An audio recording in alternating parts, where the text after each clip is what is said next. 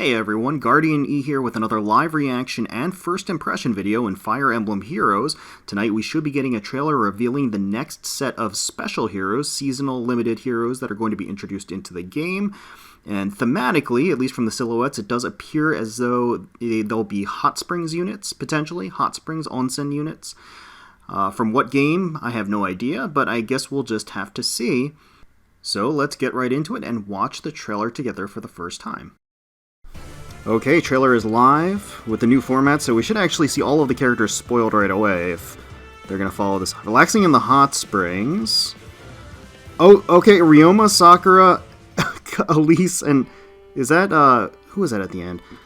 Okay, so we're getting an entire Fates banner. Ryoma. Nothing quite like it. Okay, Flyer Lance user, it's curtains. Well, there's probably going to be some upset people out there. Nice. The water is nice. Okay, so we're getting Ryoma and a Sakura, Hot Spring Healer. I think I was in the water too long. Okay, so she's a flying healer as well. Interesting that she's on a Pegasus and not a Kinchi, although...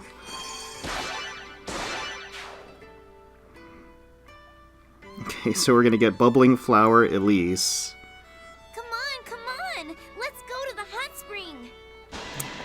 I don't know how she managed to wrap up all of her hair into those buns. She has way too much hair to fit up there. What is she throwing? I missed that. Were those flowers? Okay, and then we're going to get Relaxed Warrior. Honoka. I didn't actually recognize her because of her hairstyle. Splashy Bucket. So what is she? Effective against dragon foes. Interesting. So that was a weird groan. Okay, she's a green ninja, green flying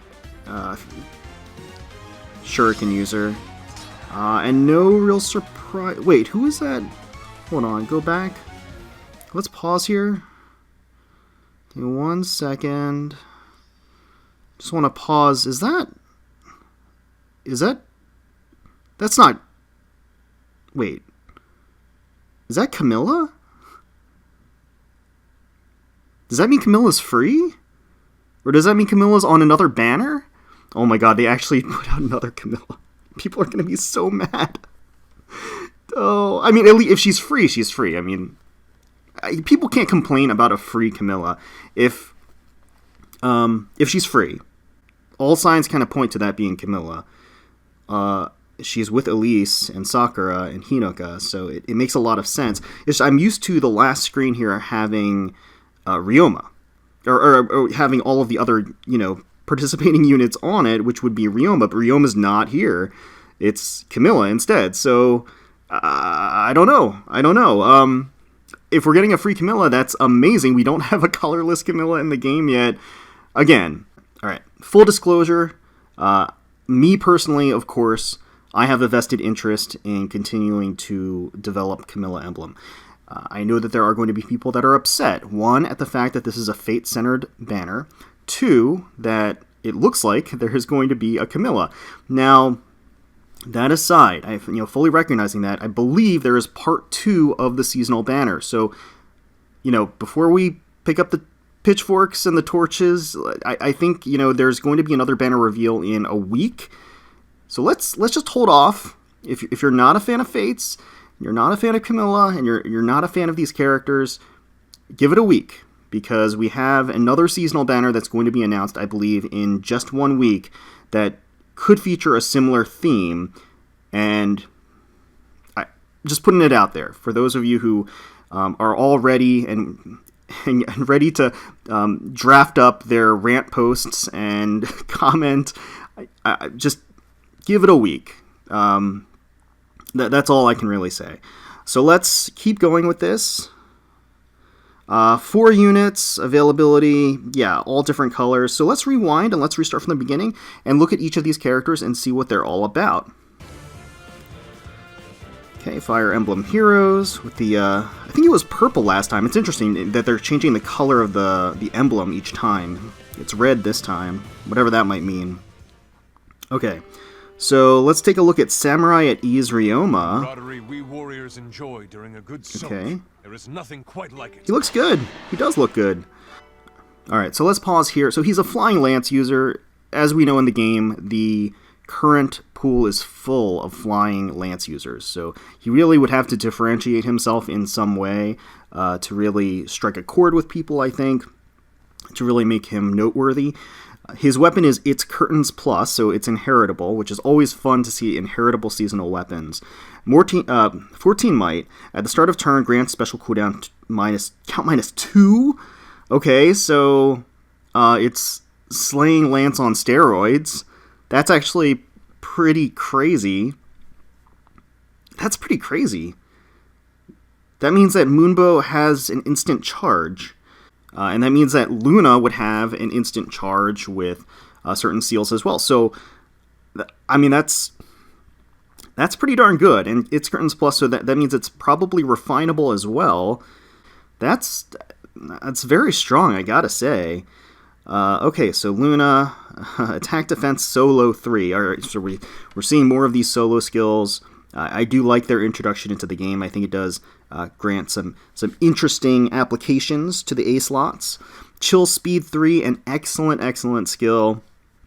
Map-wide debuff to the highest unit on the enemy team with the highest speed, as a -7 debuff at the start of the turn. And Odd Defense Wave 3. Again, we've seen these wave skills. Odd number turns grants defense +6 at the start of that turn and to adjacent allies. So he has a very solid kit. Seems to be specialized in defense and proccing specials, maybe. And the chill speed is just there kind of for posterity. So solid kit overall. That -2 special cooldown is kind of crazy. We've seen it before. We've seen it where seasonal weapons come out with an interesting new effect, and that effect is naturally adopted by a regular weapon over time. So we're probably not going to see that for a while, but this is the first -2 special cooldown weapon in the game, which means there are going to be more coming. So we can at least draw that conclusion. So let's keep going. Yeah, his art's cool. The water is nice. I like the whole blossom effect. It's really neat. Okay, Sakura, Hot Spring Healer. I'm so sleepy. I think I was in the water too long. Why is she sleepy? Okay, so she's a flying healer, as we've seen with the likes of Mia. Flying healers are very powerful. So Grand Scratcher Plus is her weapon, Might 12. At the start of the turn, 1, grant special cooldown -1 to ally with the highest attack. Oh, interesting. If that ally does not have a special skill, the skill has no effect. So I guess that's intended to work with Ryoma. But of course, any unit on your team that would have the highest attack gets that specialized buff. That's very useful in certain instances. I will say that, as a support unit, you could go worse with other staves, so I think it has a lot of utility. The issue mostly is that with a flying healer, she's going to have huge utility just by using Pain Plus or Gravity or any of the other kind of go-to staves for offensive healers. We'll have to look at her stats, but Physic Plus for the assist, and we've got Fire Flood Bomb Plus for the special. It's got a 1-turn cooldown. When healing an ally with a staff, grants attack and res 6 to all allies for 1 turn. Yeah, I mean, that's very good for a healer special. Wrathful Staff. Okay, so she does come with Wrathful Staff, which means that whatever stave you end up putting on her, you can simply put the Dazzling Refinement on it, and then she has that combo going for healers. Speed Opening 3. Okay, so there's an exclamation point. So it's a new skill. At start of turn, grants speed +6 to ally with the highest speed for 1 turn. Interesting. Okay, so, I mean, it's just reinforcing. So regardless of positioning, it's a map-wide buff. But I'm okay with that. I mean, that's pretty powerful. I wouldn't say that it changes any strategies in a really meaningful way. In most instances, people are going to be able to configure their teams to work around positioning. This just allows Sakura to have that basically a +6 speed boost and a potentially -1 cooldown on the most powerful offensive character on her team. So whoever has the highest attack and speed stats are going to be further enhanced no matter where she is. So I guess that's kind of the goal of this Sakura. Okay, well, let's keep going. Exciting to have another flying healer in the game, though. Alright, and okay, so we've got Bubbling Flower, Elise, with those deceptive hair buns. So she is a Cavalier Red Dagger user. Let's pause here. Red Hot Ducks Plus. Might of 12. Alright, if unit speed is greater than foe speed, deals damage equals 70% of difference. Okay, so she has the Carla's Vassal's Blade effect as well. They're starting to throw this on a lot of other weapons, which is interesting. It's also an inheritable weapon, so I think that's worth noting as a difference. And honestly, I think that's a really good dagger to put on a fair number of dagger units that are in the game that don't have a special refine. This seems like a potential option. After combat, if unit is attacked, inflicts defense res -7. Yeah, so that's the standard debuff, the smoke effect of daggers. So really the takeaway is that Red Hot Ducks Plus is an inheritable ranged Vassal's Blade effect. And considering the speed stat of a lot of competitive dagger units out there, this could be a pretty powerful option. Rally Up Attack Plus for the assist grants attack +6 to ally and allies within 2 spaces of target, so an improved rally attack. That's naturally, I think we all were expecting these. They were already introduced into the game, but it's a welcome addition. Rally skills are kind of bad. Even dual rallies just aren't really enough anymore. So to give them that extra oomph, I think that we would all expect that. So Swift Sparrow 2. So we're not seeing the power creep of Swift Sparrow quite yet. I think we will in the near future. I don't think it's too far away. But Swift Sparrow 2 grants attack speed +4 during combat. For the B-slot, attack feint 3. If rally assist skill is used by unit or target's unit, inflicts attack -7 on foes in cardinal directions of unit through their next actions. Okay, so trying to really encourage and endorse the use of rally assists. It'll inflict a map-wide debuff or a cardinal direction debuff, like a ploy debuff, to enemies. It's fine. It pigeonholes her into using a rally, which again just really isn't the strongest option still. So I'm not convinced that it's going to see a ton of use, but it's still nice to see that they're trying to push and enhance rally skills in a meaningful way so that they're a viable option for people that like to use them. And Dagger Valor 3 for the C slot, that's fine. That's good. Always good to have another unit with Valor skills, so that'll be appreciated for grinding SP on those weekends. Definitely a helpful addition. So let's play here. See Elise in action.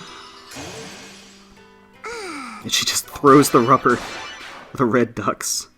Alright, so Relaxed Warrior Honoka.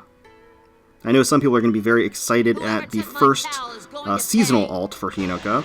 So she's a green dagger flyer. Let's pause here. Splashy Bucket Plus. Okay, so first of all, effective against dragon foes. That's a good thing. Disables foe skills. Okay, so disables adaptive damage. Interesting. And then gives the standard dagger debuff of -7 defense and res. So it's inheritable. It's effective against dragons, and it disables their ranged adaptive damage. So it's a dragon killer, guys. This is going to be the skill that you're going to slap on your dagger units because you're sick of the dragon meta. It's a little niche. I mean, it's very specialized. It's really only if you're going to be encountering a lot of dragons, but if you're scared of dragons, this may be the way to go. So I think that would serve its purpose in exactly what it sets out to do. Again, the adaptive damage, as well as the effective against dragon foes, seems pretty powerful. Drawback for the assist. attack speed bond 3.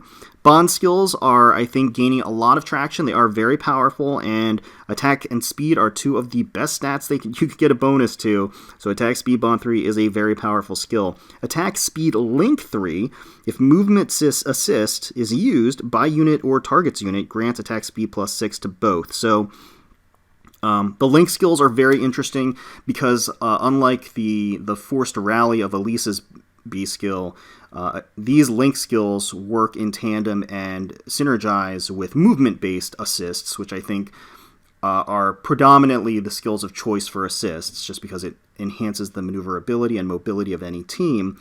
These link skills further work with those to further buff the unit and Honoka in the process. We saw a similar combination with Adrift Camilla as well.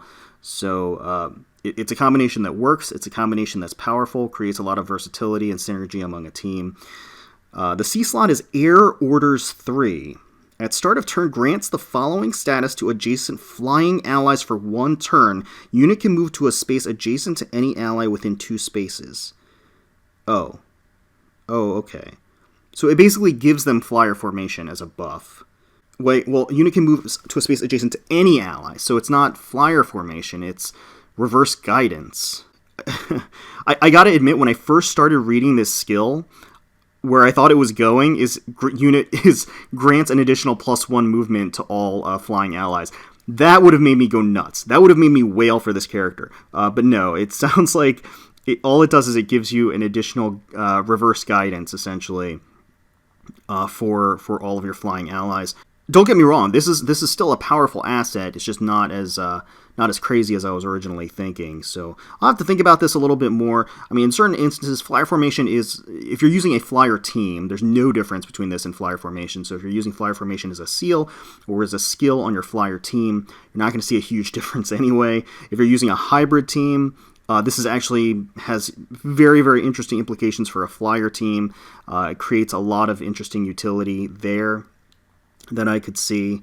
But any skill that enhances the overall maneuverability and mobility of your team is a powerful asset. So it's just a matter of creating a team that works around and utilizes it best.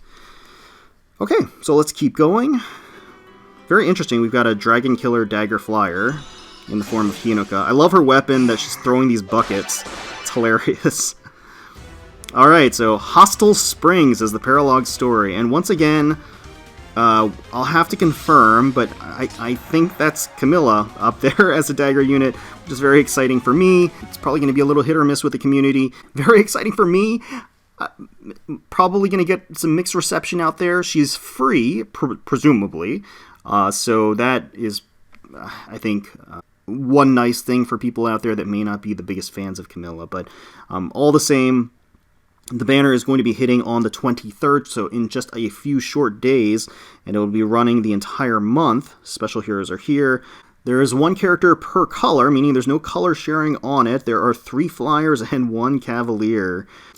I would say that there isn't anything that immediately blows my mind about any of these skills. They have interesting applications. They can be used in a variety of very powerful ways. Ryoma's, not staff, his lance in particular is, I think, very interesting in that it's a -2 cooldown weapon and inheritable. So you might see this get tossed on certain units that rely on special procs more heavily for more consistent procs.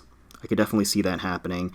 The flyer skill that Honoka has also has some interesting implications, but at the end of the day, I'm not sure if it's going to make a huge difference. So as far as pulling on the banner, I'll pull on it moderately. Honestly, I don't even know if I'll be pulling enough to make a full pull video. It might just end up being in the poverty pulls video, but we'll see. We'll see how things go. Obviously, as most of you know, I'm still struggling and pushing to try to get New Year's Camilla copies for the time being, so a lot of my orbs are dedicated to that banner, but I wouldn't mind tossing a couple into this banner, and who knows what's going to be coming the next week. Again, I want to remind everybody that we're going to be getting not only a new seasonal banner, but then shortly thereafter, there's going to be a Mythic Hero banner, so lots of stuff on the horizon. I know people who aren't the biggest fans of Fates are kind of tired of hearing that, but yeah, That's kind of where we are. So hopefully you guys enjoyed watching the teaser trailer for the first time with us. If you did, please feel free to leave us a like, comment, and subscribe to the channel for more Fire Emblem Heroes content. We thank you so much for watching. We really, really do appreciate you coming on along the ride with us. And until next time, let's protect those skies.